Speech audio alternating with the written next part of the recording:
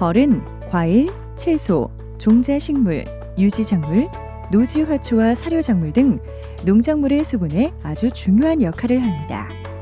특히 뿔가위 벌류는 따뜻한 지역 낙엽과수의 화분 매개에 산업적으로 이용되고 있는데, 뿔가위 벌류 중에서도 사과의 수분율 향상에 큰 역할을 하는 대표적인 곤충, 머리뿔 가위벌의 생태적 특성, 야외 증식법 및 이용법에 대해 알아봅니다. 이 벌은 고독성 벌로서 여왕벌이 없으며 꿀벌보다 수분 능력이 우수하고 날씨가 좋으면 뒤형벌보다 활동력이 아주 왕성한 특징을 가지고 있습니다. 머리뿔 가위벌은 머리 부분이 흑갈색이고 배에는 광택이 있는 갈색 털이 있는데요. 암컷 성충의 몸 길이는 1.1cm, 몸무게는 49에서 70mg 정도이며, 수컷 성충은 암컷보다 약간 작은 대신에 머리에 뿔이 있고 머리 중앙부에 갈색 털이 많이 있어 구별이 가능합니다. 머리뿔 가위벌은 화분 매개 활동을 하고 다시 자기 집으로 돌아오는 본능을 가지고 있을 뿐만 아니라 집단이 파괴되지 않기 때문에 필요한 양의 종봉을 한 번만 입수하면 이용 후에도 농가 주변이나 산란지에서 자가 증식하여 다시 활용할 수 있습니다. 머리뿔 가위벌은 1년에 1회 발생하는 일화성으로 알, 유충, 번데기를 거쳐 성충이 되는데요. 온도 25도를 기준으로 했을 때 3, 4월에 고치에서 수컷 성충이 먼저 출현하고 2, 3일 늦게 암컷이 출현하며 평균 수명은 암컷이 25에서 35일, 수컷은 20에서 25일입니다. 먼저 출현한 수컷은 집 주위에 대기하고 있다가 암컷이 고치에서 출현하면 교미를 합니다. 교미를 마친 암컷은 3에서 5일 후 화분 매개 및 집짓기를 하고, 집짓기가 끝나면 꽃가루와 꽃골을 가지고 화분 단자를 만든 다음 그곳에 바나나형의 알을 20에서 30개 정도 낳는데요. 온도 25도일 때 알 기간은 평균 3, 4일이며 알에서 깨어난 유충의 색은 진주빛의 흰색으로, 화분 단자를 먹으며 13에서 14일 정도의 유충 기간을 보내고 다 자란 유충은 고치를 들고 번데기로 변합니다. 번데기 전 기간은 55에서 56일, 그리고 번데기 기간은 25에서 27일입니다. 8월에서 9월 중순에 고치 속에서 성충이 되지만 이듬해 봄까지 그 속에서 휴면을 하고 이듬해 3, 4월에 출현합니다.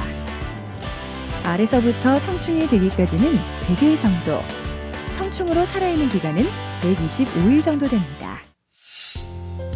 벌통은 머리뿔 가위벌의 수분 활동 거리가 집을 중심으로 50m 이내이므로 과수원 중심부에 설치하는 것이 좋으며, 벌통의 형태는 비를 피할 수 있도록 지붕을 만들고 다리 높이를 50cm 이상으로 하는 것이 좋습니다. 방사에 이용되는 소통을 만들 때는 내경이 6에서 8mm 정도 되는 대나무나 갈대를 이용하며 전지용 가위나 칼로 단면 또는 양면으로 자른 후 통 속에 들어있는 이물질을 제거합니다. 소통은 움직이지 않도록 다발로 묶어서 어미벌 방사수의 2~3배 정도 트랩에 넣고 어미벌은 그 위에 소통에 들어있는 상태로 방사하는데요. 어미벌이 고치 상태인 경우 두꺼운 종이로 방사 상자를 만들어 고치를 방사 상자에 넣고 밀폐한 후에 정면에 구멍을 뚫고 대나무 소통을 6개에서 7개 정도 꽂아 빈 소통 위에 고정한 다음 방사합니다.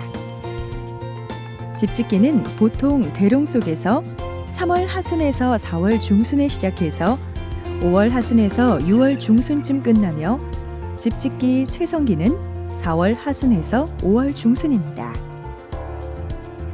집짓기는 암컷 성충에 의해서 이루어지며 집을 지을 소통이 정해지면 암컷은 불순물을 제거하거나 흙을 옮겨와 방청소를 합니다. 그리고 배 밑에 있는 특수한 털을 이용해 꽃가루를 모으며 수분 활동을 하는데요. 맨 처음 모은 꽃가루는 소통 가장 깊은 곳에 떨어뜨린 후 꽃가루 단자를 만들어 그곳에 알을 낳습니다. 알을 낳은 후에는 습한 흙을 여러 번 운반해 흙벽을 만들고 하나의 독방을 완성합니다. 이 과정을 몇 번 거쳐 마지막 독방이 만들어지면 입구를 두껍게 막아 집짓기를 완성합니다. 이렇게 집짓기 활동이 끝난 6월 중하순, 장마가 시작되기 전 소통을 수거하여 산란한 소통과 빈 소통을 분리해서 저장고에 보관합니다. 저장고에 보관 중인 소통은 천적 등 피해를 줄이기 위해 8월 말에서 9월 말에 소통을 절개하여 고치를 분류하여 보관합니다.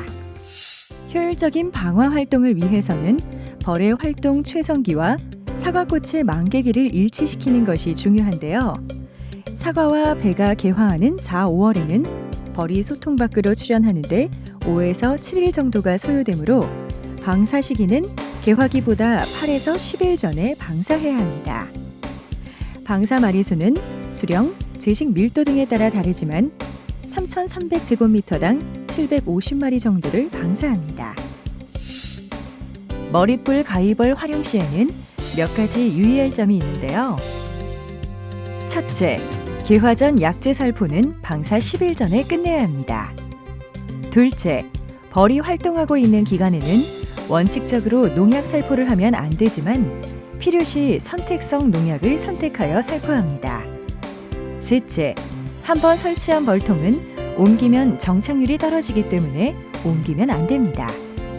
넷째, 벌의 증식률을 높이기 위해 화분원 식물을 방사 장소에 파종하여 사과꽃이 낙하한 후에도 화분원 식물이 있도록 관리하면 증식률이 크게 높아집니다. 사과에 대한 머릿불 가위벌의 화분 매개 효과를 조사한 결과 방사하기 전보다 수정률이 높았으며 사과의 모양과 밀도 등 정형과 비율도 약 30% 정도 높았습니다. 하지만 중요한 것은 사과는 타화 수정을 하기 때문에 반드시 수분수를 적절하게 배치해야 화분 매개 곤충의 수정 효과를 볼 수 있습니다.